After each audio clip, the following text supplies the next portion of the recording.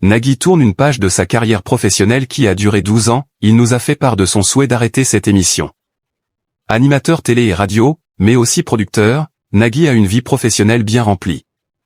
Ce mercredi 13 mai 2026, il a été confirmé que la figure du service public tourne une page en arrêtant l'une de ses émissions. Nagui et la bande originale, c'est officiellement fini. Nagui va quitter à la fin de la saison la présentation de l'émission quotidienne de France Inter, qu'il pilote depuis 2014, a indiqué mercredi la radio publique à l'AFP, confirmant une information du Parisien. Confirmation également obtenue par nos confrères de Pure Média. Après 12 années à la tête de la bande originale, Nagui nous a fait part de son souhait d'arrêter cette émission et qu'il co-anime avec Leïla Kadour-Boudadi, a annoncé la direction de France Inter dans une déclaration transmise à l'AFP.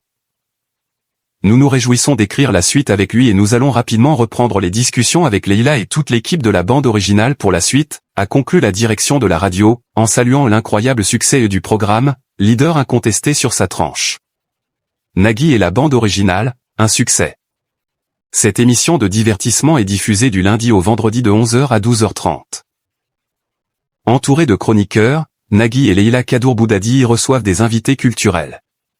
En audience cumulée, nombre de gens qui l'ont écouté au moins une fois, la bande originale a attiré chaque jour quelque 1,9 million d'auditeurs en moyenne sur la période de janvier à mars, selon les chiffres de Médiamétrie.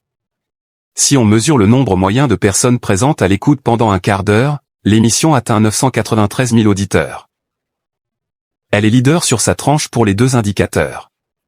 L'annonce du départ de Nagui, qui est aussi une figure phare de France Télévisions, intervient quelques semaines après des débats houleux à son sujet. Dans le cadre de la commission d'enquête de l'Assemblée nationale sur l'audiovisuel public. Il y avait notamment évoqué son salaire. Lors de son audition le 1er avril, l'animateur-producteur avait accusé le rapporteur de la commission, le député UDR Charles Aloncle, de l'avoir jeté en pâture et d'avoir déclenché une campagne de haine en affirmant indûment selon lui fin 2025 qu'il était la personne qui s'est le plus enrichi sur l'argent public.